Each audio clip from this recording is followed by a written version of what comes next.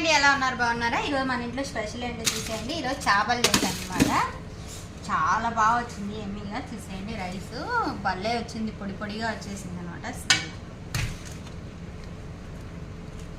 Wow, తుక్కునింది. చేప అనేది కింద పెట్టాను అనమాట, రైస్ కింద పెట్టాను. మొత్తం బగ్గ అనమాట ఇది. చూడండి చేప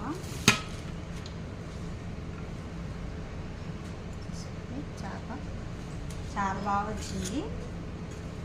ఇది వచ్చేసి ముత్తబ్బక్ అనమాట, మచ్చిబూస్ కాదు. మచ్చిబూస్ వచ్చేసి చేప పైన పెడతారు. ఇది వచ్చేసి ముత్తబ్బక్ అంటే రైస్ కింద పెడతారు చేపని. దీన్ని ముత్తబ్బక్ అంటారు అరబీలో. వావ్,